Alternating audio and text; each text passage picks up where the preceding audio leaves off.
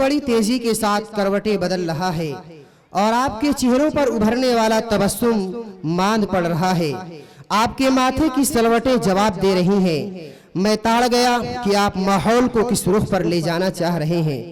तो देर किस बात की, लीजिए महफिल में नई रूह फूंकने के लिए, हौसलों और उमंगों को परवान चढ़ाने के लिए दिलचस्प मुकालमा लेकर रौनके स्टेज हो रहे हैं मोहम्मद जैद सुल्तानपुरी अपनी टीम के साथ कि कपड़ों की आबताब दिखाने में रह गया, कपड़ों की आबताब दिखाने में रह गया।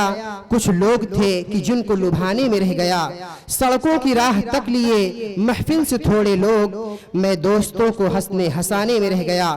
मोहम्मद जैद सुल्तानपुरी अपनी टीम के साथ।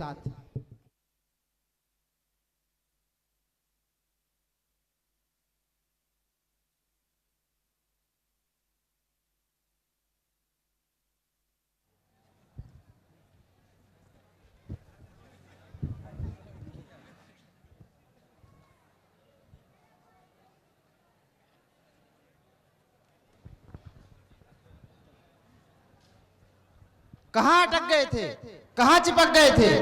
जब जल्दी होती है तुम्हारे पैर भारी हो जाते हैं, कदम उठते ही नहीं, चला जाता ही नहीं, कदम उठते ही नहीं, चला जाता ही नहीं। मालूम है आज शाम में मेरे इकलौते साले का निकाह है, वहाँ मेरा कितना इंतजार हो रहा होगा। अभी नहलाना है, गोद उठाकर मस्जिद ले जाना है और शुक्राने का सद्दा कराना है। और तुम ये भी जानते हो कि तुम्हारी भाभी ने शादी के दिन पहनने के लिए जो स्पेशल जोड़ा बनवाया था वो भी मेरे साथ है। टेलर ने टाइम पर सूट नहीं दिया और शायद तुम्हारी वजह से टाइम पर पहुंच भी ना पाऊं। अरे असलम भाई, नाराज क्यों हो रहे हैं? मुझे एहसास है कि मेरी वजह से देर हो गई। मैं आपके पीछे ही पीछे निकला था, लेकिन उधर लेकिन क्या, अगर मगर क्या? लेकिन उधर देखिए, रास्ते में ये राहगीर मिल गया जिसके सर और पीठ पर उसकी ताकत से ज्यादा बोझ था। उससे चला ही नहीं जा रहा था, बेचारा परेशान हो रहा था। मुझसे देखा ना गया, एक गठरी मैंने उठा ली। पता नहीं बेचारे को कहाँ जाना है, बस इसी वजह से मुझे देर हो गई। असलम भाई, मैं बहुत शर्मिंदा हूँ। सालिब, तुमने क्या कहा? यही कि मेरी वजह से आपको देर हो गई, मैं बहुत शर्मिंदा हूँ। नहीं सालिक, तुम्हें शर्मिंदा होने की कोई जरूरत नहीं, बल्कि तुमने खिजर राह बनकर बेलौस इंसानी खिदमत का जो मुजाहिरा किया है वो काबिल सताइश भी है और लायक तकलीद भी है। तुम्हारे इस जज्बे अखुवत से तुम्हारी मोहब्बत और तुम्हारी कदर मंजिलत मेरे रगो रेशे में इस तरह समा गई है जैसे शाखे गुल में बाद सहर गाही का नम। इस खुदगरज दौर में बेलौस इंसानी खिदमत का जज्बा उकलदस के ख्याली नुक्ता की तरह अनका है। अनका नहीं, कामयाब तो जरूर है। इंसानियत की बुनियाद पर इंसानों की खिदमत के जज्बे सादिक से सरशार तुम्ही जैसे लोगों ने इंसानियत की शमा रोशन कर रखी है। और सालिक, ये साहब कोई अजनबी नहीं बल्कि मेरे खानदान के हैं, मेरे अजीज हैं।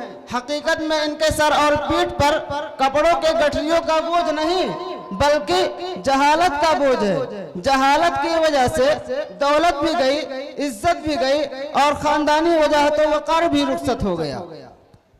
अरे असलम भाई, आप ये क्या कह रहे हैं कि इन पर जहालत का बोझ है? मैं अपनी दोनों आंखों से देख रहा हूँ और ये तमाम हजरात भी खुली आंखों मुशाहिदा कर रहे हैं कि इनके सर और पीठ पर कपड़ों की गठरी का बोझ है, और आप कह रहे हैं कि जहालत का बोझ है। अरे मालिक, कपड़ों की गट्ठर लेकर दर बदर फिरना, इधर उधर की ठोकरें खाना जहालत की वजह से है, अनपढ़ होने की वजह से है। इसलिए मैं कह रहा हूँ कि इनके सर और पीठ पर कपड़ों के गठरियों का बोझ नहीं बल्कि दर हकीकत जहालत का बोझ है। आपका तज्जिया बिल्कुल दुरुस्त है, बिल्कुल बजा है। अच्छा, आपने कहा कि ये कोई अजनबी नहीं है बल्कि खानदान ही के हैं। जरा बताइए तो कौन है और आपका इनसे रिश्ता क्या है और इनकी इस गई गुजरी हालत की वजह क्या है? हाँ मालिक, ये मेरे चाचा जाद भाई बुद्धू भैया हैं। चाचा जान और खानदान के बड़े बूढ़ों के लाख समझाने के बावजूद इन्होंने तालीम की तरफ जरा भी तवज्जो न की और पढ़ने लिखने के कीमती वक्त को खेल कूद सैर तफरीह में गवा दिया। जब जिम्मेदारियों का बोझ सर पर पड़ा तो बिगड़े हुए नवाबों की तरह खानदानी जायदाद प्रॉपर्टी बेच बेच कर खाने लगे। कुछ अपने खास लोगों के समझाने बुझाने पर कपड़े का धंधा शुरू किया, लेकिन धंधे में कामयाबी के लिए इल्म चाहिए, हिसाबो किताब से वाकिफियत होनी चाहिए, लेकिन यहाँ तो नीलबटा सन्नाटा है। धंधा फेल हो गया, लेकिन पेट का तकादा बाकी रहा। आखिरकार पेट से मजबूर होकर फेरी करने लगे।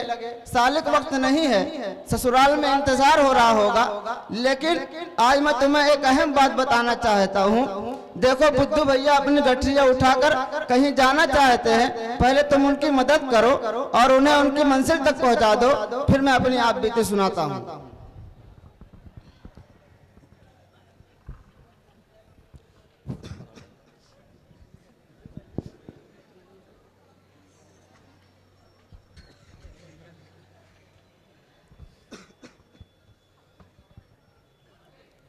हाँ असलम भाई, अब अपनी आप बीती सुनाइए। हाँ सुनो।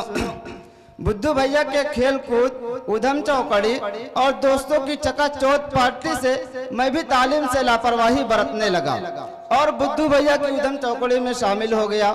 लेकिन मेरे वालिद से ज्यादा मेरे वालिदा ने इसका नोटिस लिया और कभी सख्ती से कभी नरमी से समझाती कि बेटा इल्म नूर है, इल्म रोशनी है और जहालत जुल्मत है, तारीकी है, और तारीकी में रहने वाला कभी ऊंची उड़ान नहीं भर सकता, कभी ऊंचा मनसब हासिल नहीं कर सकता। एक दिन उन्होंने कहा, बेटा इल्म से बेटा दाना खाक में मिलकर गुलजार होता है, लोहा आग में पिघलकर फौलाद बनता है, सोना भट्टी में तप कर कुंदन होता है। इंसान तालीम से चमकता है, इल्म से निखरता है और अल्लाह ने इंसान में बड़ी सलाहियतें रखी हैं और ये सलाहियतें इल्म से उजागर होती हैं। इनमें इल्म से गहराई, बालिदगी और निखार पैदा होता है। एक दिन उन्होंने मेरे सर पर हाथ रखकर बड़ी शफकत से कहा, मेरे लख्ते जिगर, गुर्बत के बोझ से, कर्ज के बोझ से, यहाँ तक कि जात के बोझ से आदमी नजात पा सकता है, लेकिन जहालत के बोझ से कभी छुटकारा हासिल नहीं कर सकता। मेरे बच्चे, मैं तेरे माथे पर जहालत के कलंक के बजाय तेरे सर पर दस्तारे फजीलत और इल्म का जर्री ताज देखना चाहती हूँ, इसलिए तुम मेरी बात मान और आज ही मदरसा की राह ले। मालिक, माँ की ये बातें मेरे दिल पर नक्श हो गई और माँ की इन कीमती बातों को मशाले राह बनाकर मैंने फिर अपनी तालीमी सफ़र का आगाज़ किया और अपने अस्म मुहकम और जुहद मुसलसल से और माँ की दुआओं के सहारे इल्म की राह में आगे बढ़ता गया और इल्म की राह पर चलने वाला ये गरीब मुसाफिर कामयाबियों से हमकरार हुआ। आज इसी इल्म की वजह से मेरे पास इज्जत, दौलत, शोहरत, सरवत, मनसब सब कुछ है, वरना आज बुद्धू भैया की तरह मेरे सर और पीठ पर भी कपड़ों की गठरियों का बोझ होता। वाकई जहालत का बोझ ऐसा बोझ है जिस बोझ से इंसान कभी निजात हासिल नहीं कर सकता। अरे देखो, बुद्धू भैया फिर आ गए। अगर आ ही गए हैं तो इनसे इनकी आप बीती और इनकी जिंदगी कैसे गुजर रही है पूछ लेते हैं। बुद्धू भैया, आप बताइए, आपकी जिंदगी कैसे गुजर रही है? ये मजमा आपसे आपकी आप बीती जानना चाहता है।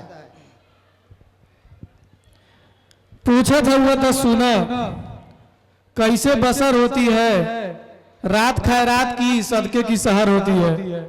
शेर तो आवत नहीं है, ये पता नहीं कैसे याद आई गवा। घर फूक तमाशा देख, बस ये समझ हमारी जिंदगी। बचपन में माई बाप का दुलार और कुछ अपनो लापरवाही से हम एकदम कौड़ी के तीन बल्कि आनी के कौआ हो गए। पढ़े खातिर तो रोज टाइम पर निकलत रहे, मगर रहरिया के खेतवा में बस्तवा फेंक के मोबाइलवा में लग जात रहे। फिर छुट्टी के टाइम घर पहुंच जात रहे।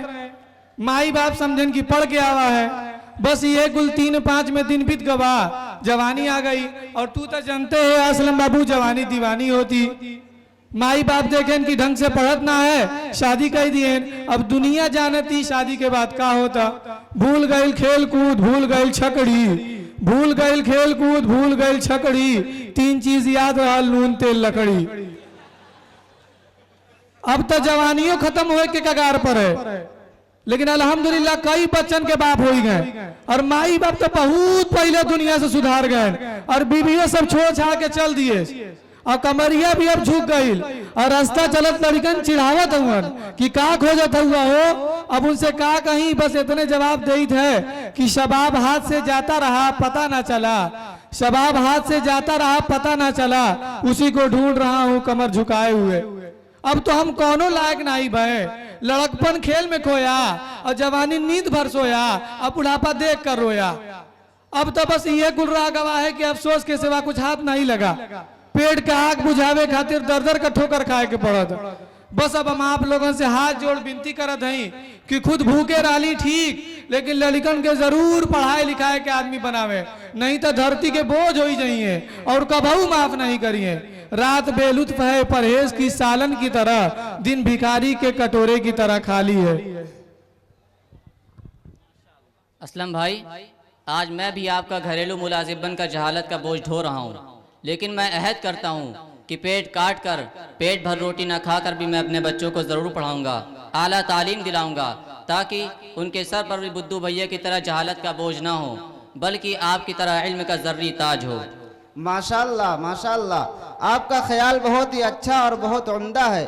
अल्लाह ताला आपके बच्चों को आलिम बाअमल बनाए। मालिक, वक्त काफ़ी हो गया, ससुराल में इंतज़ार हो रहा होगा, चलो चलते हैं।